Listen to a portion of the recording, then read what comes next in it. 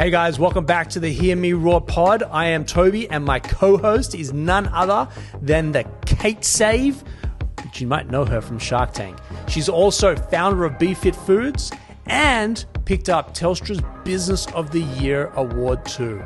Kate? Well, Tobi, you've got a super impressive CV, 25 years in global commercialisation experience, and you founded Creative Cubes, Australia's leading co-working space and real estate business. All right, let's get on with the pod. So, Kate, massive week coming up. I know this pod is not going to air on time at the same time, but Allen Iverson, Hall of Famer, he actually went number one in basketball and number one in football, like NFL. Yeah. And he's coming to Australia, or he's been in Australia, and we have the privilege of hosting him next Friday. Which Cubes? I can't disclose it at this moment. I think I know. I tell you why. When Shaquille O'Neal came through, we had him here and we broadcast that he was coming here. And all of our members, because they can work from any Cubes location, conveniently all showed up at the same place at the same, I knew. So didn't want that. But I've been doing a lot of research because I'm emceeing. I got the call up and I've been doing a lot of research on him and his history and who he is and what he's about. And I know we got on today's show, we got a great former AFL superstar in Heath Shaw coming on. But what resonated with me about Allen Iverson and his relationship with his coach, they actually didn't quite understand each other. And they butted heads. And the president of the company pulled them both into the room and said, I'm not trading you and you're not getting fired. So you guys have got to work it out.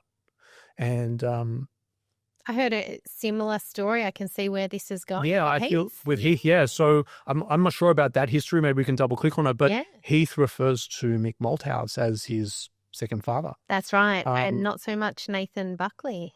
Not so much Bucks, which is a soft spot for me because I'm not friendly with Bucks, but I have his phone number and we do text each other every now and again. But let's not double click on that. After this ad break, thanks to Rise, we'll have the superstar Heath Shaw on the show. Guys, I want to introduce you to Rise, a business cohort like no other. So what is the Rise Network? Rise Network is a curated inner circle of 10 to 12 like-minded peers designed to provide a confidential, high-trust environment where business owners and leaders can gain strategic insights, actionable solutions, and lasting relationships. Rise isn't just networking, it's a game-changing business support system. It has strategic problem solving built in, expert facilitation, actionable insights, long-term impact and authentic relationships, and it's based exclusively around high-trust cohorts. For your membership, you gain full access to Creative Cubes. That means you can drop in when you're on the run to use the meeting rooms, breakout spaces, or even just dock in for the day. We wanted to serve the underserved, the people that do need the help, do need the support, don't necessarily have the funds to be able to do it, and don't necessarily fit into one of these other organizations. And so that's where Rise kind of came from. So there you have it, guys. Go to werise.au, and I hope to see you at one of our cohorts soon. Heath, welcome in, mate. Thanks for having me. That was a nice little intro there. Comparing me to Allen Iverson, I'll take that any day of the week. Thank you very much. Hey, welcome to the show. Thank you for coming. There's a lot going on in your world. There's a lot that was going on in your world. So I'd love to understand life after AFL. You played Collingwood, then you went to the Gold Coast. I went Giants from Sydney. You went Western? Yeah, went to Sydney, Western Sydney. And your brother went to the Swans? Yeah. Wow. So, Collingwood family. My dad played, my uncle played. They both captained Collingwood. My other uncle played. He played a few games, not too much. He wasn't that good.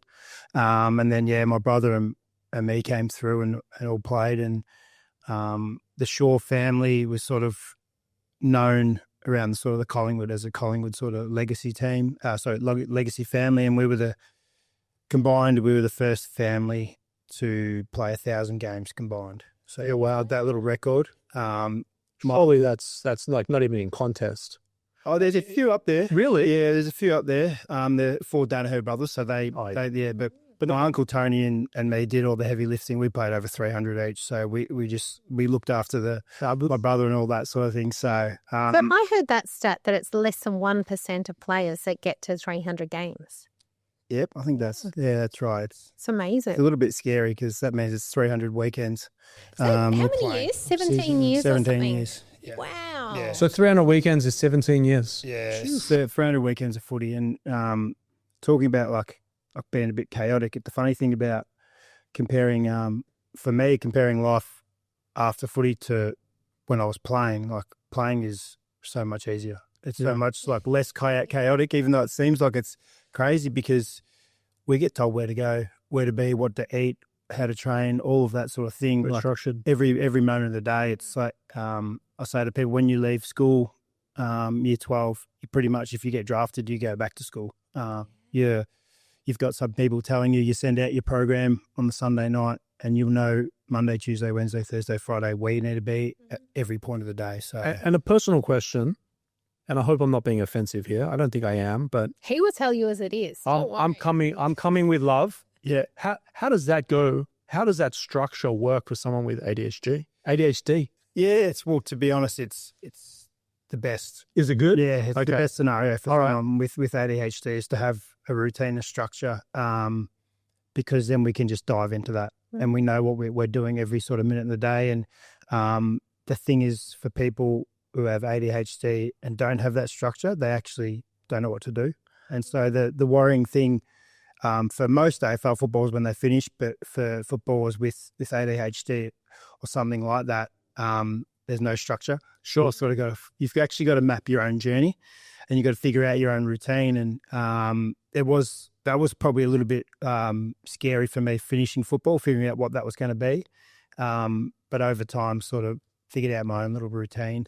And so did life get more chaotic outside with no structure? Yeah. And then you had to sort of refine your feeding? Figure it out. Yeah. Well, sort of trial and error, a little bits and pieces. And then some things didn't work. And like a person with ADD and who's very, very passionate about certain things gets frustrated pretty easily at certain things as well. So I always, when I played football, I sort of aimed for perfection, knowing that you're obviously not going to get there, but I always aim for that. So coming out of that professional environment into sort of the real world, as we call it, is a big step, and it's hard to sort of understand where you're sitting, how you're going to actually navigate all that as well. Yeah, incredible. How much does the AFL hold your hand in that process? Like, do you feel like you had a lot of support leaving and going into the rest of your career? Yeah, definitely. Yeah, they're really good now. When I first started, probably not as good, but that was a long time ago. Yeah. But now they're very good. They check in with you sort of 6-12 months afterwards and just make sure everything's going right. But they encourage you very highly to study outside of football, have like something that's separate to football. So you're not just 24/7 football. A lot of guys are doing study, might take them like double as long as it would someone who's full-time, but it just gives you that release from football. And me personally, I tried a few things studying, and studying wasn't my forte. I wasn't that great at sort of school. But like most ADHD people, if they find like a subject or something that they love and they like want to do, they'll be unbelievable at that. They'll go 100 miles an hour and they'll be really, really good at that. The other stuff that they're not that interested in or maybe doesn't tickle their fancy as much, they'll sort of give it a little bit of a go. If they don't like it, then they just start floating off. Was that your mindset in footy? Were you just 100% footy, nothing else? Or was there a balance there? Oh, no, I love football. Yeah. I grew up with football and I love playing. I love kicking the footy. Yeah. Like most young kids now, like every night after school. Was it your number one sport? I was pretty good at cricket as well. Yeah. But, I wasn't like Allen Iverson, had to go pick one, both. Yeah.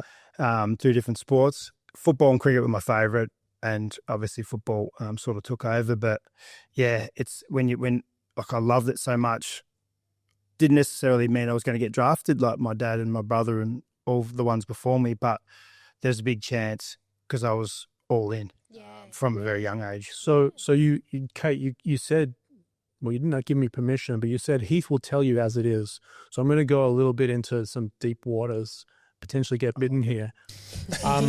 Yeah, I know you will, but I want to come again. I want to come with love. One of my questions that I have is, you're a football family. LeBron James and Bronny James, very different athletes, and there's a lot of nepotism with Bronny James. Reported out there. I'm not going to give you my personal opinion because it's almost irrelevant.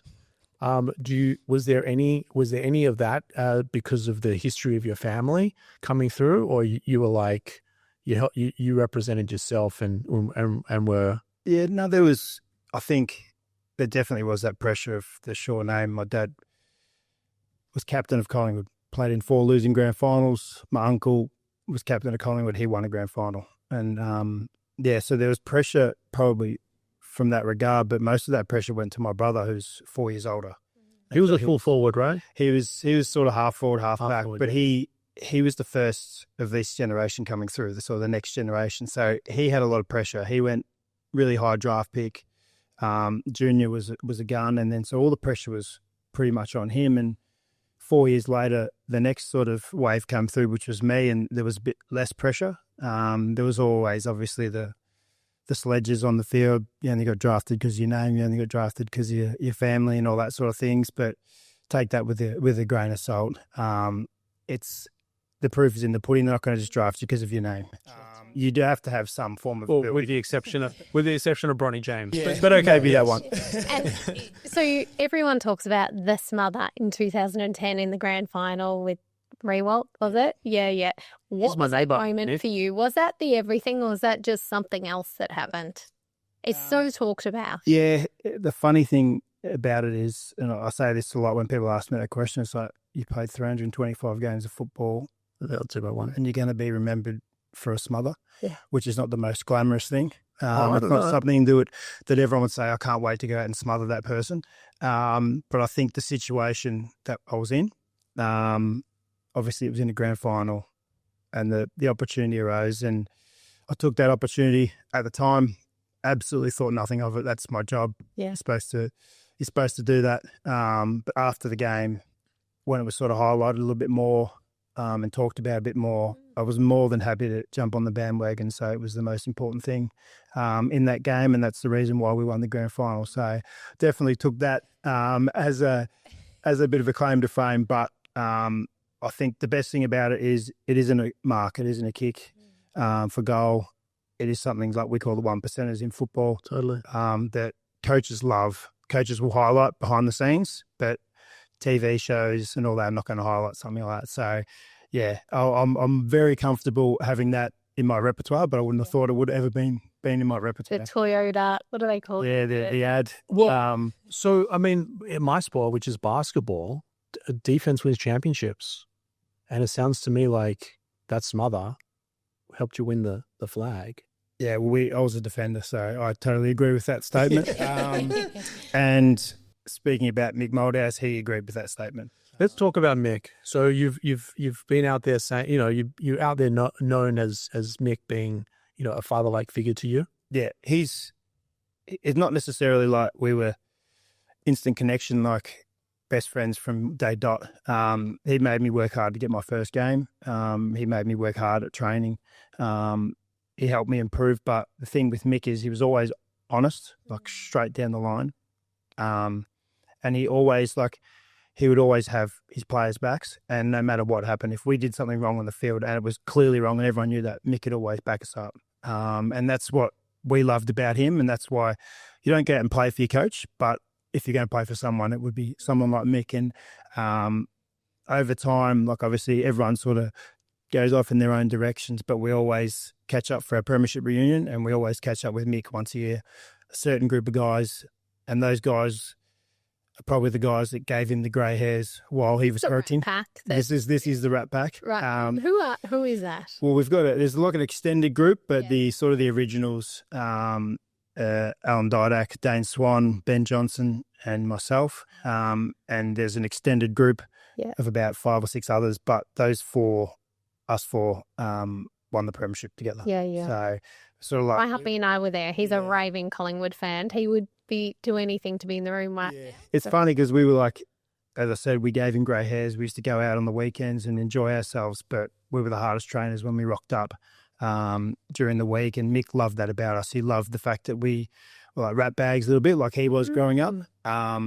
Oh, yeah. He told some story about him putting some dead possum with maggots in. Yeah, one of his teammates, cars and all that sort of thing. And that's Destroyed the carpet in a Rolls Royce. That's what they used to do. Wow. And yeah, Mick had his 70th a few years ago, and his wife spoke to Ben Johnson about organising a surprise birthday, and all those guys were there. Those were the guys from like just a small group of us took him out for lunch, and he honestly didn't want to leave. He had the best day, and we were just rapt to be there. And fatherly figure, like helped me with my career, got me to where I was, and he's just a great guy, and used to love the way he went about pretty much everything he did. He cared about the people, and he would ask you, "How are you?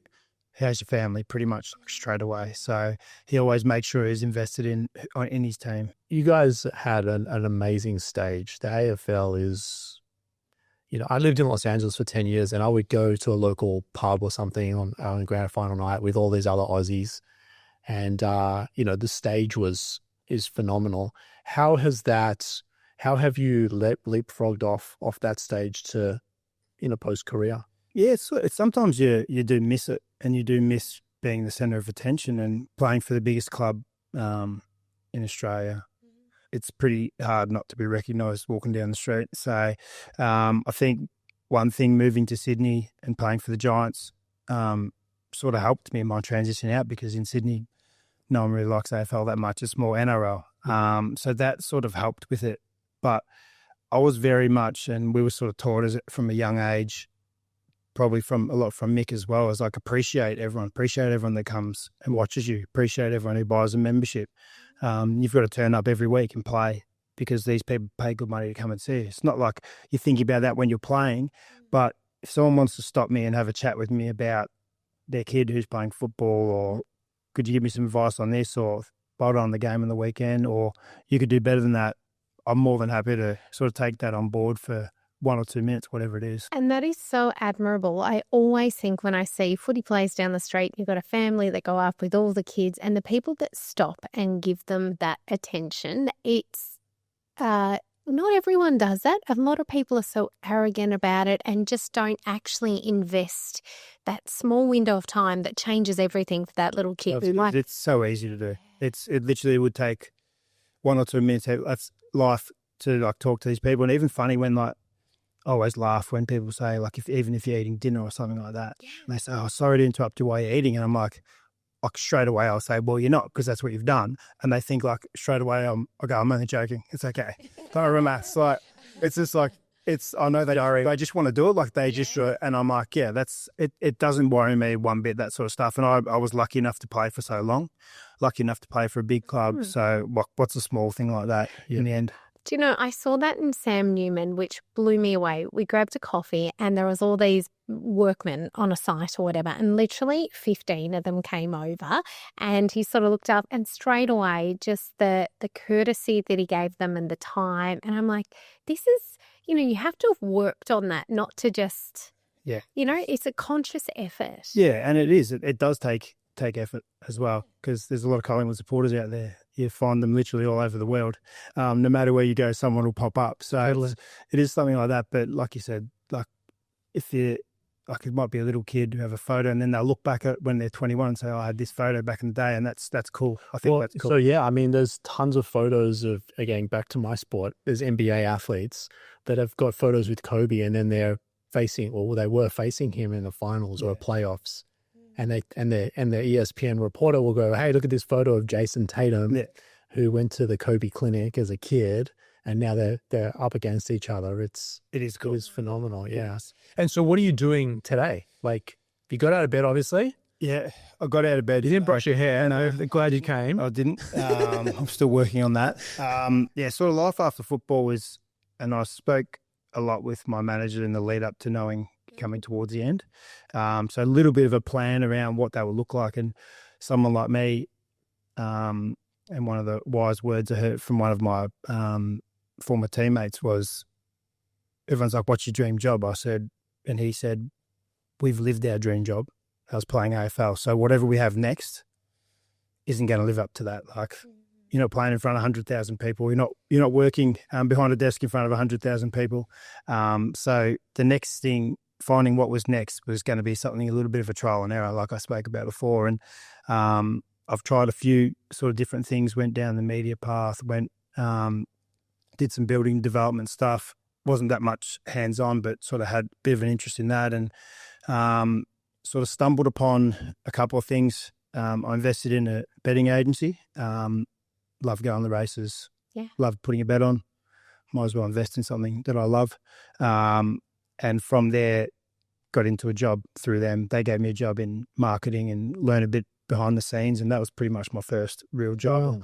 So to the founders of Dabble who got me involved. Are you involved in Dabble? Gave me a job, yeah. Amazing. So that's how I sort of got into the real world. And from there, bumped into a friend I used to play football with, and he works for a company called School Locker, and they do school uniforms for all schools. And New Balance is one of our main product. And so sport uniforms, New Balance. You've got the shoes on. I saw that before. Oh, it's just When you you start working for a company like that, you just see everyone who's wearing New Balance. Yep. Like it's a bit scary. So I actually was in Boston in April last year. I went to New Balance HQ. Unbelievable. I went to the track, Yeah.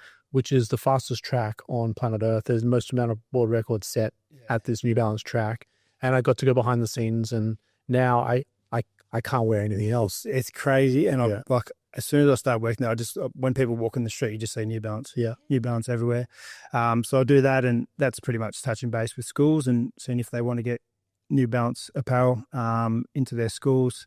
And last year I did a little bit dabbled in a little bit of leadership and high performance. It's not an endorsement, but it's an endorsement. Yeah, which I'd never done before. I was in leadership groups, playing football and playing sport, but I'd never been involved in professional sport and doing their leadership. And that was the West Tigers in Sydney, Yep.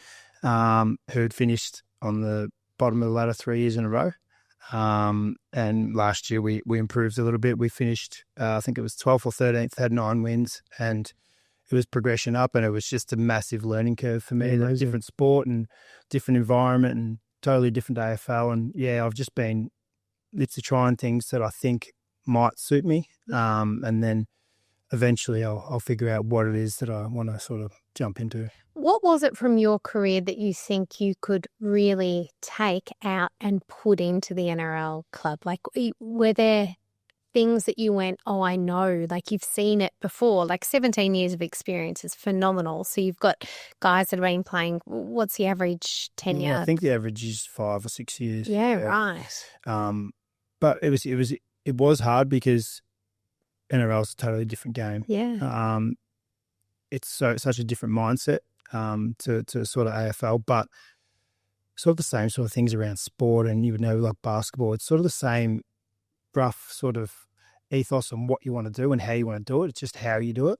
It's a different tool, but it's really the same mechanic. Yeah, and I spend a lot of time, like the top players, and I spend a bit of time with them and helping them sort of sharpen their leadership.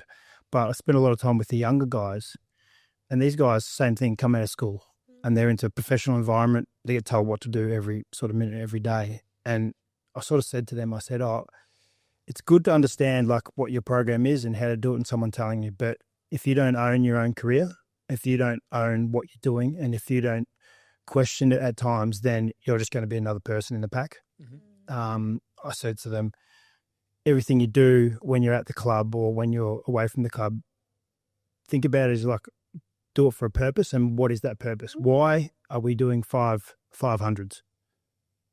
To get fitter. Yeah, but how's that going to help me get fitter? Sort of thing. I could run 500s. It might be the fact that you're not quick. So we maybe do speed work or whatever it is. And I always just, to these young guys, just ask them, just keep asking questions. Yeah. And even question the coach. Mm-hmm. And coaches actually love when you actually go to them and say, hey, mate, I don't know about this. What do you like? And explain it to me. They actually love when you do that. They prefer that than the guy sitting in the corner just nodding his head. Totally. So that was a big part of what I did. And even when like sort of the chips were down and like sometimes we lost like 3 in a row and like the world's going to end, sort of thing. You go in there and go, old coach, Mick was probably the one. Sun's coming up tomorrow. Mm-hmm. Yeah, right. That happened. Yep. Let's learn from it and go forward. Yeah. And that's sort of how I lived my life. And it took me a while to figure that out. And the thing was, I just wanted to sort of fast track these younger guys into figuring out their routine, figuring out what their purpose is and figuring out how they can be the best player they can be. Not everyone's going to be a Brownlow medalist. Not everyone's going to play for 17 years. But if you have a crack at it and you give it your all, then that's pretty much all anyone asks for. No, after you. Go ahead. So taking that into the business world is just phenomenal, isn't it? Do you use that mindset? Is that? I find that probably the hardest thing about the business world is I'm not the boss. I'm not the best worker because I'm only sort of learning all my stuff. So I'm sort of in the pack and I'm trying to learn like more and more to get ahead. But I feel at times in the business world, you have people that are sort of level with you and they're happy just to go 9 to 4:59, tick the box, go home. Right. Whereas, and do their job, but bang, oh, mate, can you help me with this? That's not my job. You've never done that though, have And you? I know, it's like probably one of the most frustrating things is like, I'm like, why wouldn't you help me? Like, even if it meant doing something that they didn't need to make me better or whatever it was, or make the team better or make the business better. Team mindset. And everything. So that's where I found, I still to this day find it really hard not having that high performance. I know a lot of businesses definitely do. And I know a lot of people definitely do. But having a bigger layer of people that aren't as well, you didn't performing. pick the team that you're working with either. So unfortunately, I think that's an Australian thing. Yeah. When I lived in Los Angeles, I would take my kids to the ice rink in Santa Monica on 3rd Street. Oh, 6th in Arizona was where my office was.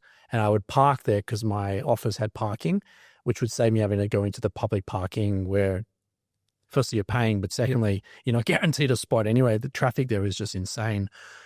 But I remember coming up on Christmas, coming out of the basement, in through the lobby of the office, and then out the front door.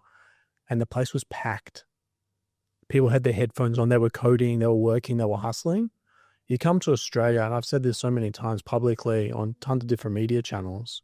I came to Australia. We have an AFL grand final on a Sunday afternoon.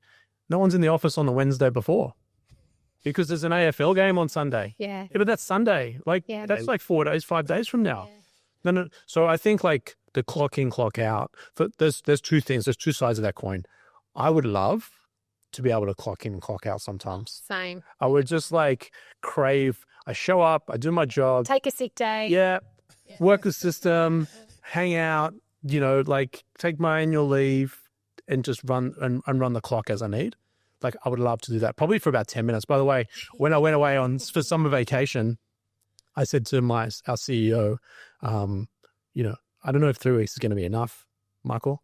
I think I'm going to need more, but I'll let you know how I'm going after. You burnt out for 30 years. I was so burnt. I was so burnt in 2025. Come the start of week 3, come the start of week 2, I was calling me, why are you calling me? You're supposed to be on holiday. Just checking in. How's the business? What's going on? Yeah. So I think, Heath, some of the experience that you're having is definitely an Australian culture thing.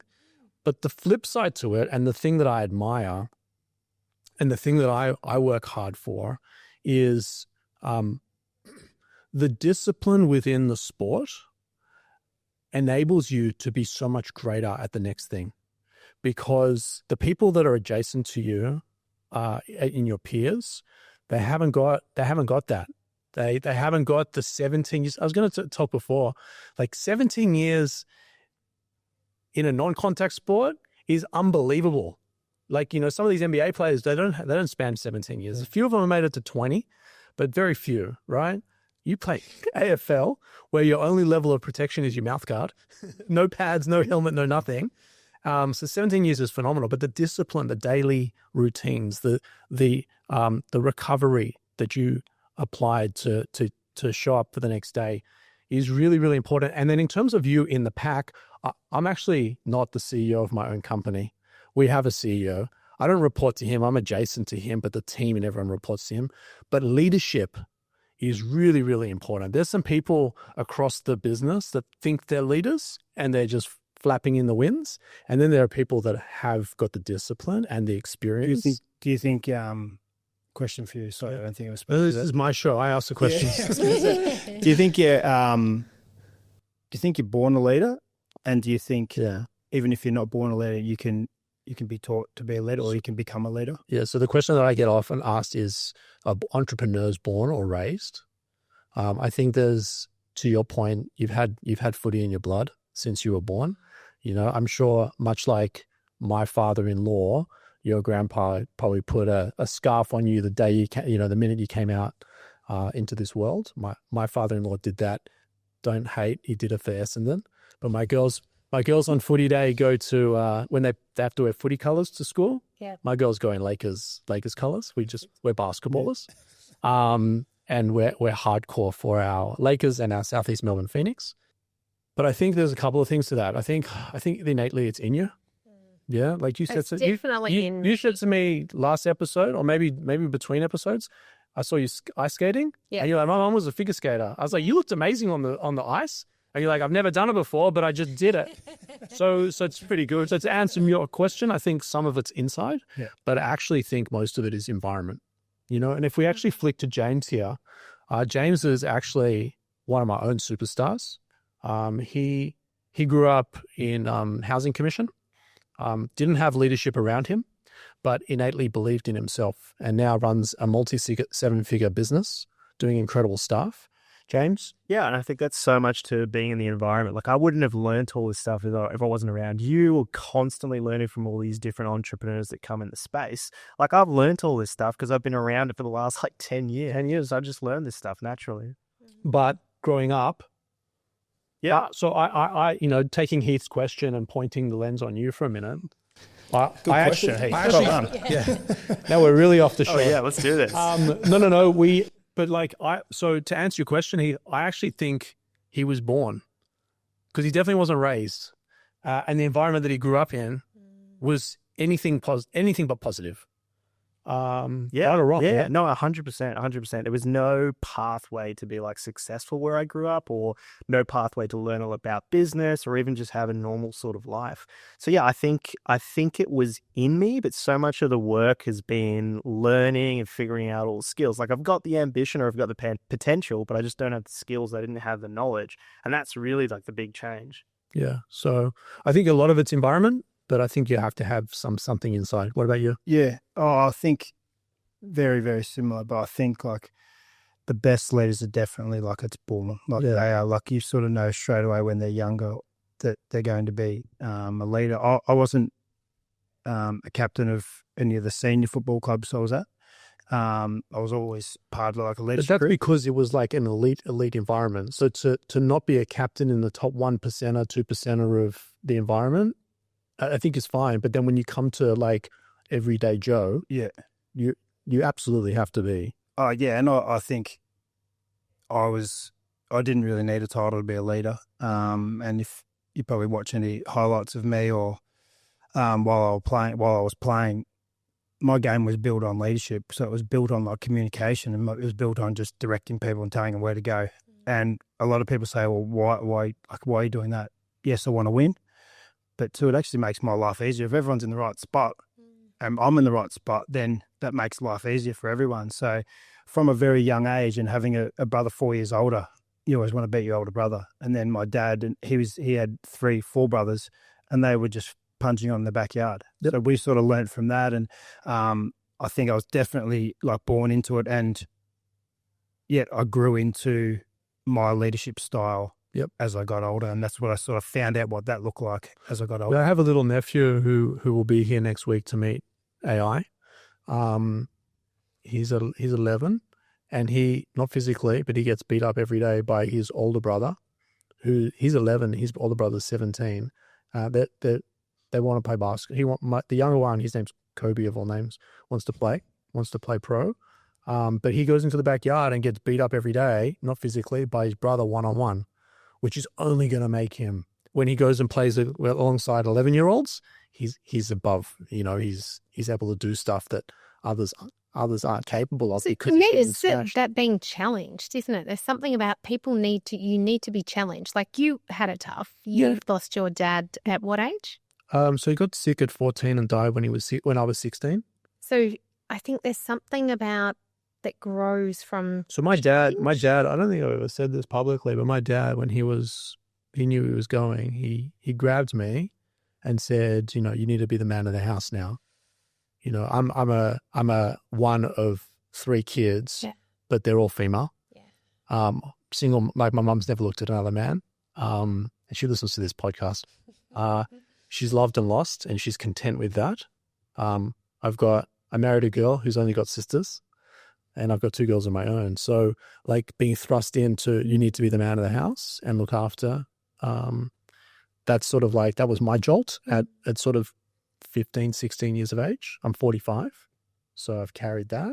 But yeah, I'm just leaning into who I am. And if it doesn't work for anyone, I'm cool with that, man. But it works for a lot of people. A lot of people get inspiration. I've put James under my wing 10 years ago and helped him. I'm not responsible for his success, but I'm sort of responsible for the rail and the guide, to help him. Yeah. The rest is his body of work. And just imagine how many people you've done that for in your career. Wow. I hope so, but it is funny because you can, playing for so long and talking to heaps of players, and did some stuff in the women's program as well at the Giants, and speaking with them, you can sort of give them some advice, and what works for me, but might not necessarily work for them. But like you said, it gives you sort of like guidelines, and I think seeing other people succeed is probably more beneficial than you actually succeeding. I won a premiership in 2010, and the year before that, my brother got traded to Sydney. So I didn't get to play in a grand final with him, which would have been the ultimate. I got to play with him, which was great. And then we were obviously rivals. Yeah, which is even better. Yeah. And 2 years later, he went to premiership at the Swans. Yeah, well. And he played his best football up there after Mick, who we were talking about before, got rid of him. Yeah. And so Reece sort of hated Mick, but then he looked back afterwards and he's like, if Mick didn't get rid of me, grateful for me, I wouldn't have been that person. And watching Reece win that was probably more like of a highlight than me actually winning it, because I was like, yep, I've done it, sweet, tick that box, it's done now. Yeah. And then watching Reece 2 years later actually go through it as the older brother, it was just so good to see. And that's one of the best moments I had. I think it was me and another player who played for Collingwood. His brother played with Reece in the Swans. After the siren, we run down to the fence. Like, they're doing the lap on it. We run down the fence. We're pushing all these kids out of the way. It doesn't matter. It's not their day. It went through, got to the fence, and we were just like leaning over these guys, and we made eye contact with both brothers, and they came over, and that was like one of the better moments. Yeah, it's those moments in, like, especially in sport, you get to see, and you'd love to relive them over and over, but it's just something that you can hold on to. I think it's so good to have that reward at the end. Even if you don't get the reward of a premiership and you've given it your all, I think that's still so. I like. There's a couple of things there to resonate with our business community and business leaders. You won a championship. You went to the top of the hill, and you sort of come down. Now you're watching your brother go back. Go past you up to the top of the hill where you were a couple of years before. For me, I had a relative amount of success in the United States. A relative amount. I didn't win a championship. He sold a multinational business. Yeah. How? So he did all right. It did all right, but actually the journey was lonely.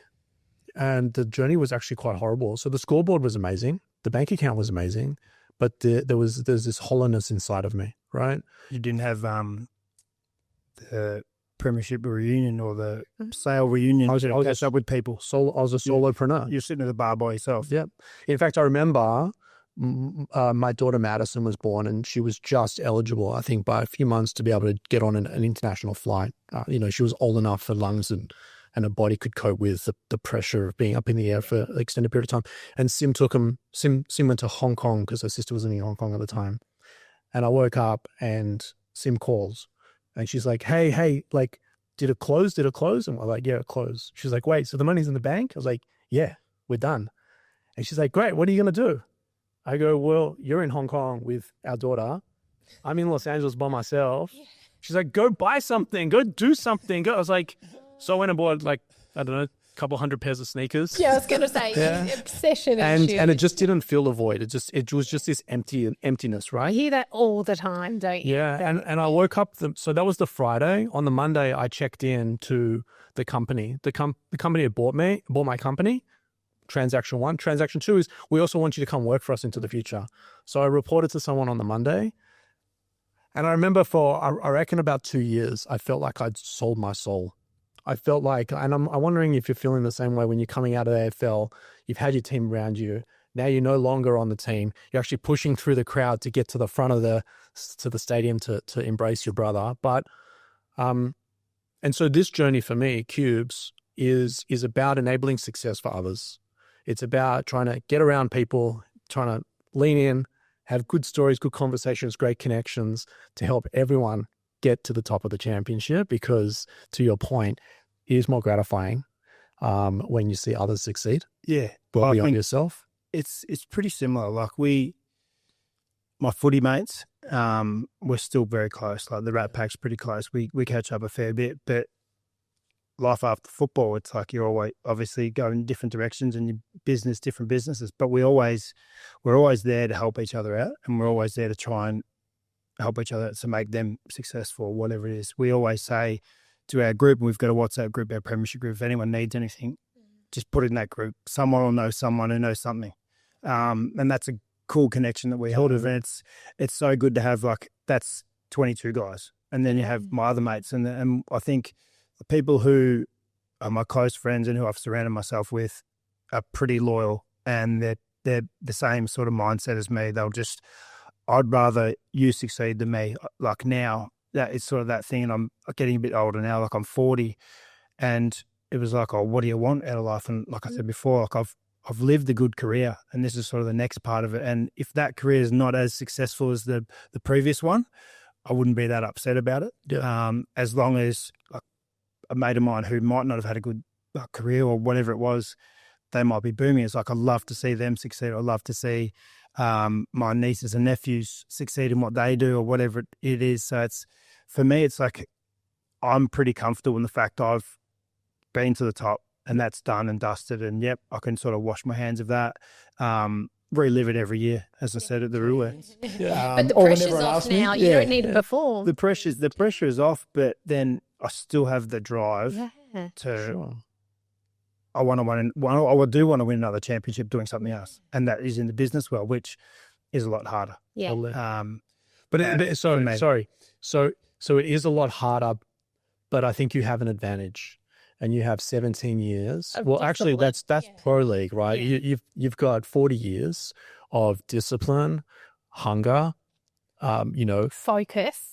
Single-minded focus. With the exception of the ADHD, depending on where we are. I keep saying ADHD. I should tell the audience what that's about, because I keep saying the wrong thing. His daughter told it AD. Yeah, Harpy came to me. My daughter said she's been tested for ADHD, and she's such a cutie, and she has such conviction.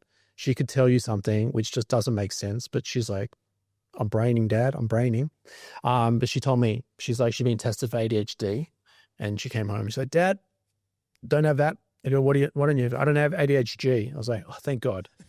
So I keep 40 and slipping, not to be disrespectful, but because it's an in-house family joke that we've got going on with little Harper. But mate, you've got a lot of the bedrock that a lot of these other people just don't have.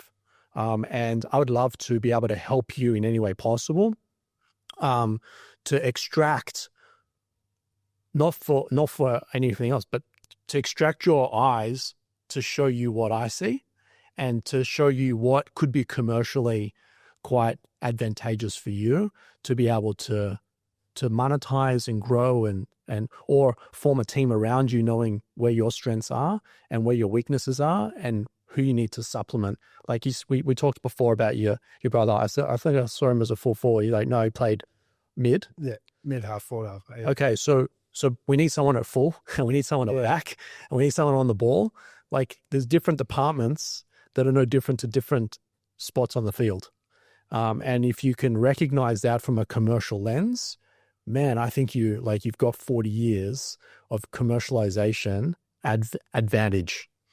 Yeah, it is because I'd always, obviously, as I said, I go into working for different people, and I've had a few different jobs, and I do find that hard because I'm not the best at it. And then it's like, oh, I'd love to just start my own business. Yeah, well, you've got that energy. And I was like, throw it into something. I don't know if I'd be a good CEO. I don't know if I'd be a good boss because I think I'd get in trouble. I say that all the time. So just for the record, like I've raised a lot of money in this venture, and the people that backed the business were backing me, and then I had to build something to get it on a rail, to say, all right, it's on the rail now. I'm not your CEO. I need to bring in an executive who can now run this thing. And the last 2 years since I've done that, we've ripped up a lot of legacy stuff because it was important at the time, but you can't run with it in the long tail because it's just a dead weight.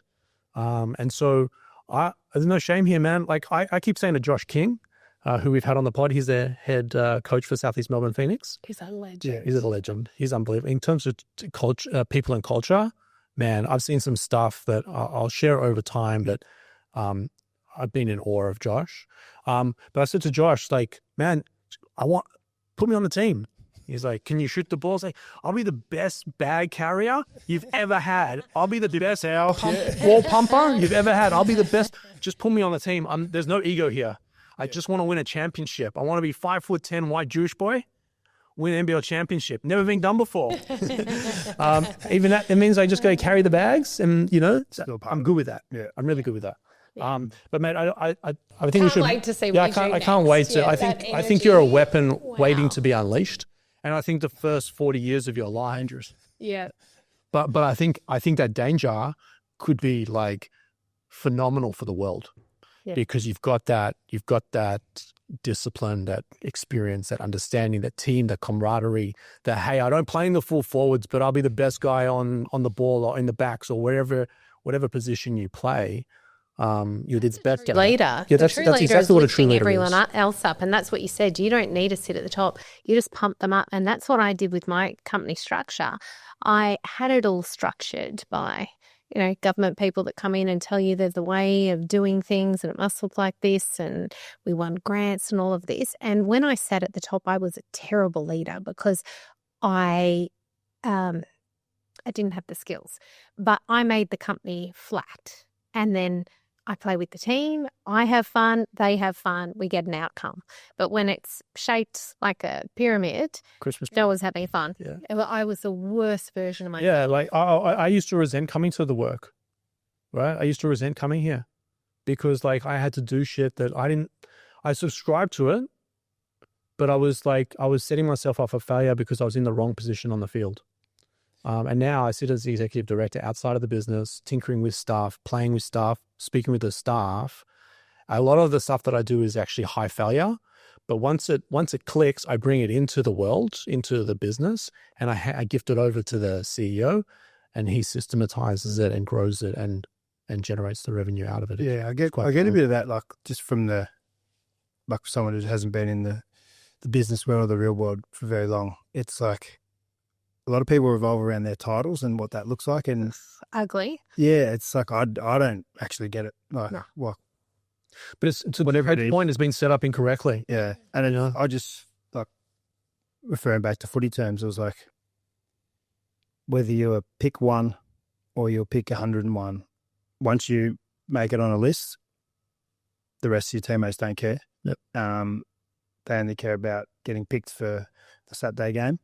And once you get picked for that Saturday game, you better hold your role. You're all together. Yep. You've got your role, you play your role, and that's pretty much all like your teammates ask about you. And that's sort of something that I would say, like if I was starting a business or whatever it is, it's like literally I'd just use that know your role, play your role. That's all we used to say. It's so easy. And it's like you ask the coach what your role is, Yeah. and he'll tell you, and then you go and play that. And at the end of the day, if you can go, sometimes when we lost, Mick used to draw a line down the middle of the whiteboard, and he'd put all the magnets there, and he'd say, played your role, didn't play your role, you go up and put your magnet there. Yeah, wow. So it was good. Like, it was like you're learning straight away, and that's like straight after the game. And so you're going over there. So there's 6 guys that played their role, and there's 18 that didn't, or 16 that didn't. Like, he goes, that's why we lost. Yep. And That was your it. company, you make your values. Yeah. Our top 3 values for the love of it. So if you don't look like you're enjoying your job, you're probably not meant to be here. Stop making everyone else miserable. Second one, whatever it takes. So there is no 9 till 5. You know what? You can do 9 till 10 in the morning if you like, because I don't care if you come or not, but it's about whatever the job needs. Like, go to the tennis next week, do whatever. But if you're here till 9 o'clock one night, it's because you want to be, because you're working at that, not because I told you so, because I'm going to be leaving to pick up the kids or whatever I need to do. And the other one is own it. If you make a mistake, and I've had people make 70K mistakes, and this is a mistake by me letting it happen more than once, so a couple of times. I'm not the spreadsheet guru, and there's been errors and whatever else, but own your mistake. Come to me and genuinely say, this is actually what happened. This is my fault. I really didn't mean it. And a mistake's a mistake. Love it. But just own it. Don't lie. Don't cover it up, and you'll last. You get over it quicker. Yeah. Guys, we're going to cut to a break from Luna. There's so much to unpack here, but Heath, thank you. Thank you. Not too far though, 5 spots, okay? Max.